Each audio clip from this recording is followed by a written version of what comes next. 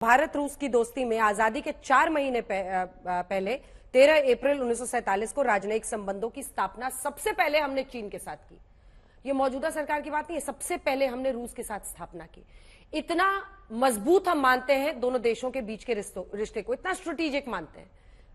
ऐसे में आप दूसरी तरफ अगर देखिए तो 14,000 भारतीय, 500 बिजनेसमैन, 300 रजिस्टर्ड कंपनीज, 5,500 भारतीय छात्र, 90% मेडिकल की पढ़ाई के लिए वहां पर छात्र जाते हैं। रूस भारत का दुनिया में चौथा बड़ा व्यापारिक साझेदार है। आप चाहते हैं कि दुनिया टाइमिंग तय करे कि प्रधानमंत्री नरेंद्र मोदी एक ऐसे देश में जहां पर हमारा इतना कुछ स्टेक पर है, वहां पर दुनिया के हिसाब से प्रधानमंत्री तय करें कि कब उन्हें वहां पर जाना चाहिए, कब नहीं जाना चाहिए। और दूसरा, राजनीतिक रोटियां सेकने की बात हो रही है, तो यह प्रश्न उन्होंने ही पूछा कि राहुल गांधी भी विदेश में जाकर देश के आंतरिक मामलों पर टिप्पणी क्यों करते हैं, दूसरे देशों से क्यों कहते हैं कि वो हस्तक्षेप करें या उस पर बोले। दो प्रश्न है आपसे। अंजना जी, देखिए, पहले तो सबसे पहले मुझे इतनी शर्म आई कि मेरे देश के प्रधानमंत्री साउथ कोरिया में और शंघाई में जाकर ये कहें कि 2014 के पहले लोग कहते थे कि भारत में पैदा होने में शर्म आती थी। ये शोभा देता है प्रधानमंत्री जी? ये प्रारंभ किसने किया? ये प्रारंभ आपने किया। हमने तो उन विषयों को सिर्फ रेखांकित किया कि आजाद भारत के इतिहास में पहली बार ऐसा हुआ कि सर्वोच्च अदालत के न्यायाधीश सड़कों पर आए और उन्होंने कहा कि लोकतंत्र की रक्षा कर लीजिए। कभी ऐसा नहीं हुआ था। ये सारी परिस्थितियां जब आपने वहां कहना प्रारंभ किया, तब उन भारतीय लोगों को संबोधित करते हुए राहुल गांधी जी ने भारत की सच्चाई बताने की कोशिश की।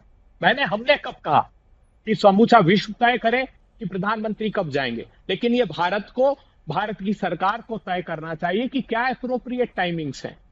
सिर्फ रशिया से नहीं, मैंने तो कहा कि ऑल वेदर अलाई, हम तो हमेशा से कहते रहे ऑल वेदर अलाई, लेकिन ऐसा नहीं है कि हम आंख बंद करके संबंधों की विवेचना करना प्रारंभ कर दें। जिस S-400 मिसाइल की सुधांशु जी जिक्र कर रहे हैं, कब सप्लाई होनी थी जानते हैं हमको?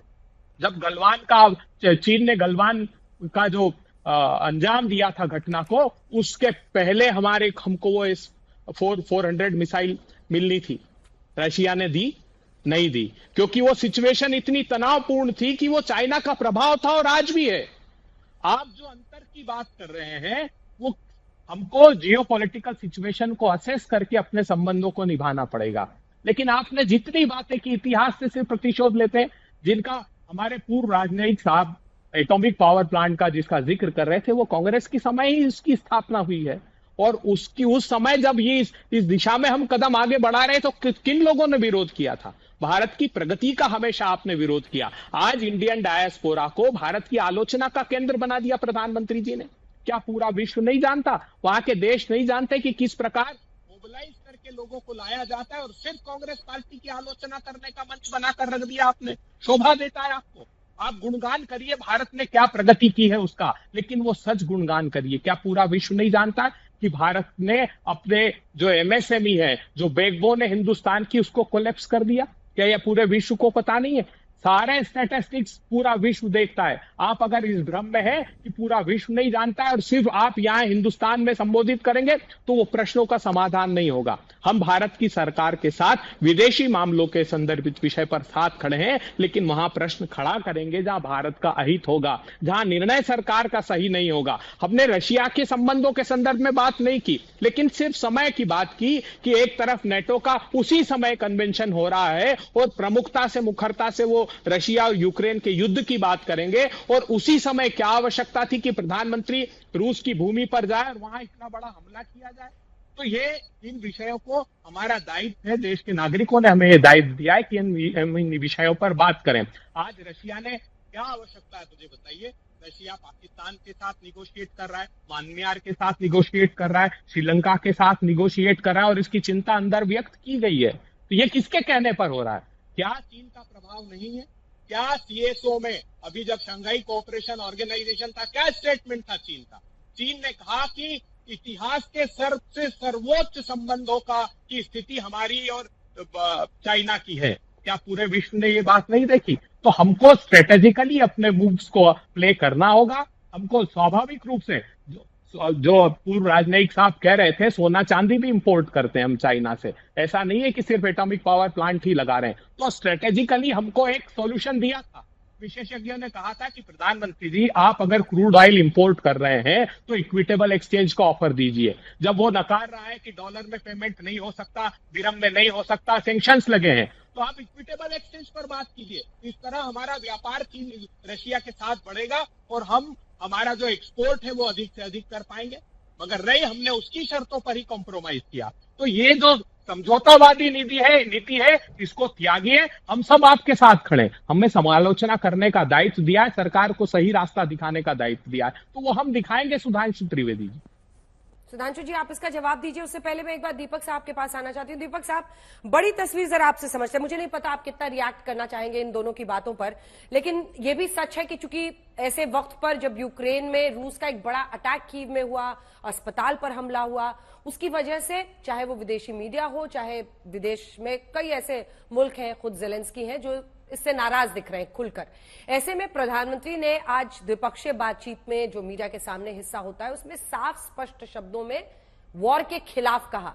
और वो पहले भी कहते रहे, पहली बार नहीं कहा है, this is not an era of war, उन्होंने पहले भी कहा था और आज भी साफ स्पष्ट शब्दों में उन्होंने कहा कि वॉर से, जंग से कोई हल नहीं निकलेगा, तो बंदूक गोली से कुछ नहीं होगा।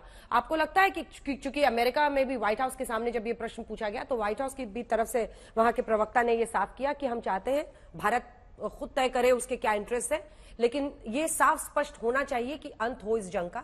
पीएम ने आज वो बात सामने बैठकर कही और पूरी दुनिया की नजर थी, पूरी दुनिया ने सुना होगा।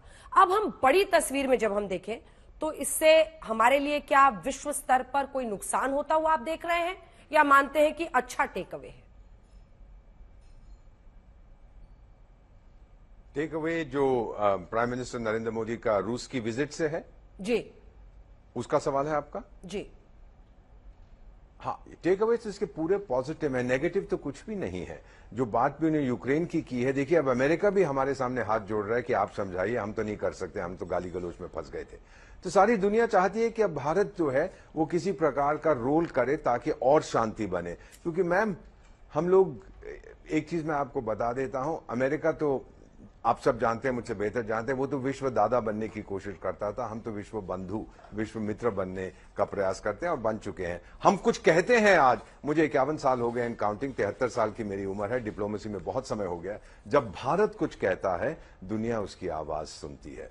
और बहुत हद तक कांग्रेस के जो हमारे नेता हैं, सर आपसे क्षमा चाहते हुए, पर्सनल एक्सपीरियंस मेरा यही है कि पिछले 10 साल में जो भारत की अंतर्राष्ट्रीय छवि बनी है आसमान से ऊंची, उसका रिस्पॉन्सिबिलिटी, उसका श्रेय जाता है भारत के प्राइम मिनिस्टर नरेंद्र भाई दामोदर दास मोदी को। बहुत उन्होंने मेहनत की है और सारे देश अब ये समझते हैं कि अब भारत वो नहीं है, इंडिया हैज बिकम भारत। ये अब वो देश नहीं है जो दूसरी गाल दिखाता है, ये अब तमाचा ऐसा मारता है कि दुश्मन फिर खड़ा नहीं हो सकता। Sir, today I feel taller as an Indian diplomat, as an Indian ambassador than I have been for many, many years, because आज भारत अपना स्थान दुनिया में, not punching above its weight, not punching below its weight, लेकिन हम पंच करते हैं according to our weight। और एक चीज पीएम साहब ने कही थी जो मुझे बहुत अच्छी लगी, हम आंख झुका के बात नहीं करते, आंख उठा के बात नहीं करते, हम आंख से आंख मिला के बात करते हैं। ये नई इंडियन डिप्लोमेसी है, वेरी सक्सेसफुल। ठीक ठीक, आप सुधांशु जवाब दीजिएगा। अभय जी चूंकि बीच में एक बार बोलना चाह रहे हैं। हाँ अभय जी। मैं पूछना चाहता हूं, क्या चीन के संदर्भित विषय पर भी आप ऐसा कह पाएंगे दीपक जी? क्या पूरा विश्व नहीं जानता कि चीन भारत की सीमा में घुसा है? रेजांगला से चांगला तक चीन मौजूद है, नए बफर जोन बना दिए, हमारा नए जो फिंगर एरियाज थे वहां पर नए बफर जोन बना दिए। ठीक है, अरुणाचल प्रदेश में खुद बीजेपी का सांसद कह रहा है कि 40-40 किलोमीटर अंदर घुस जाती। दीपक जी, मुझसे पूछा आपने? हाँ, मैं ये इसका जवाब मुझसे चाहते हैं? सर, मैं अभी लद्दाख होके आया हूं, वो मेरा एरिया है, स्पेशल एडवाइजर हूं वहां पे।